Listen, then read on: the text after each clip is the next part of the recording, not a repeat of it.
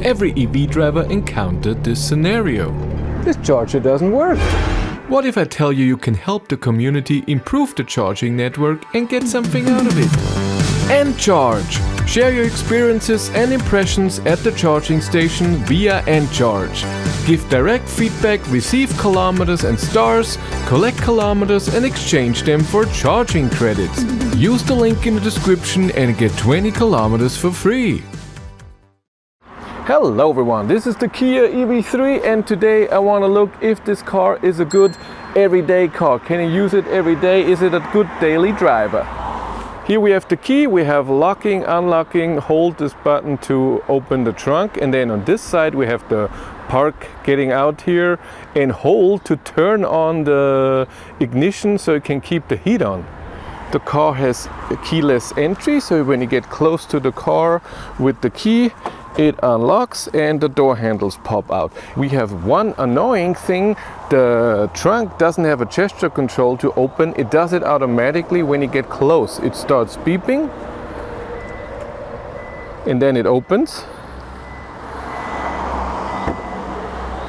Takes a bit, but you don't have to do anything. The problem now is the car is still locked, and when I close the trunk, because I put my groceries in there and then I get to the front, it doesn't unlock.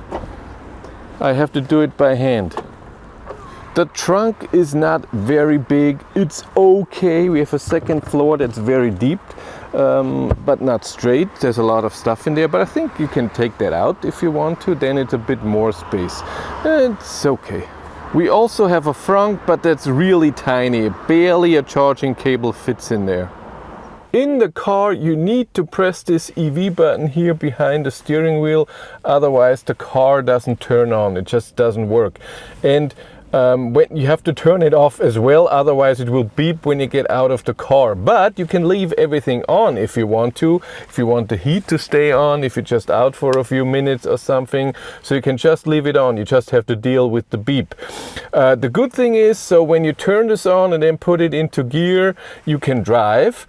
And when you stop, you don't even have to press on the P for parking and engage the parking brake. You can just turn it off, it does everything automatically. When you start the car, you get a user message where it says, is this you? And it stays there for 10 seconds. And then you have to wait, or you can press it. And then again, it says it in another way and you have to press start. You have to do that if you want to get into the infotainment system fast. You don't have to press and just wait it out and then the whole infotainment starts. What's amazing about the infotainment system, you have a few things in here that make the driving really, really nice. Number one is, you can see it right now, the region level that you have selected on your last drive, even iPedal is selected the next time you drive. So it's always the same region level, the one that you want.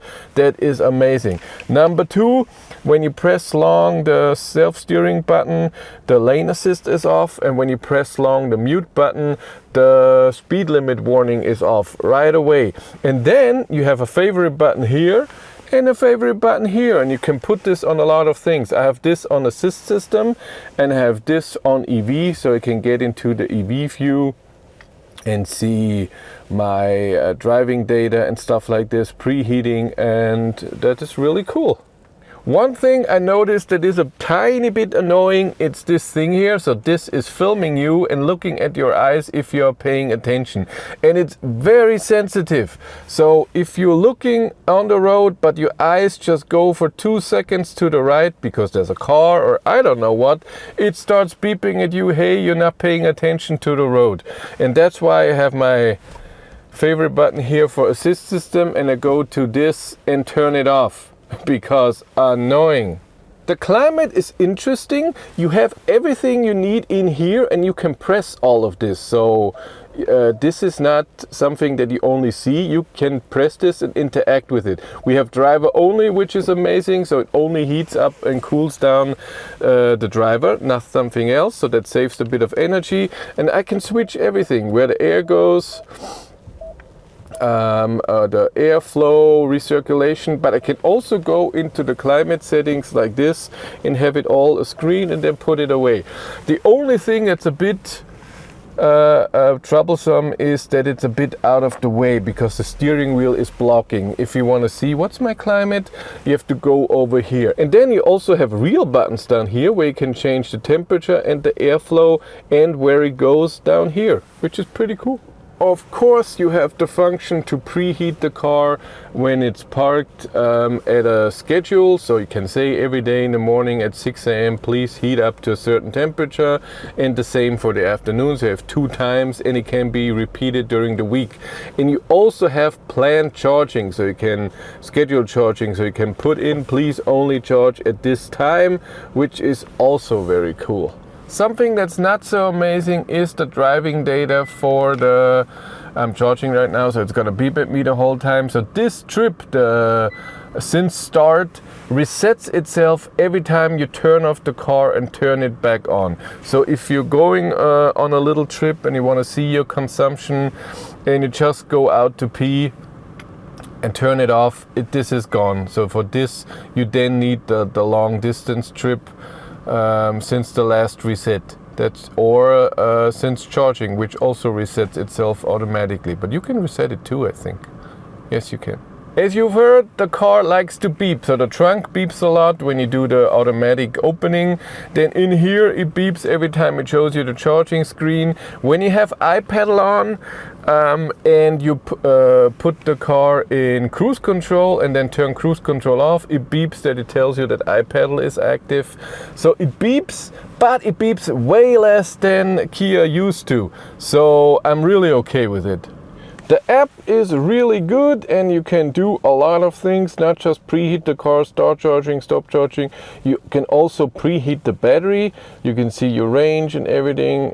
Battery conditioning recommended, but I'm not gonna do that. And every time you want to do something, you have to use a pin or your fingerprint, and then it's sent. And then it will preheat the battery, which is so cool. Cannot start battery preconditioning. I'm guessing because the car is on. So I have to do it here manually, but that's fine. Really great app, and you can also see data of your car. How did you vehicle report? How did you drive on certain days? What were all of your trips, your speed and everything? It's really cool. We have enough space in here to put stuff. This is really deep, 2 cup holders, and of course wireless charging. I turned it off. I don't need it. But down here there's nothing, and for whatever reason I can put this in front. I don't know what this has advantage, but you can. So the car is really a great daily driver. It drives great, consumption is great. You have all the options that you need every day, so it's really great for this. And with the big battery you have a lot of range, but this is of course more for long distance driving. You don't need this on a normal daily drive to work or for grocery shopping and stuff like this. I really like that there's so many shortcuts that you can just press and don't have to go into anything. So the car just works and you can use it in a nice way, in that it remembers the regen level, which is amazing. I love this a lot. Great car. If you want to follow me on Instagram, BatteryLife1, and if you want to support the channel, there's a Patreon link in the description below. And here on YouTube, there's also channel membership. And if you want to know what's happening behind the scenes, I have a 3rd YouTube channel, Behind the Battery. But that's it for me. Thank you much for watching. Have a great day and take care. Bye.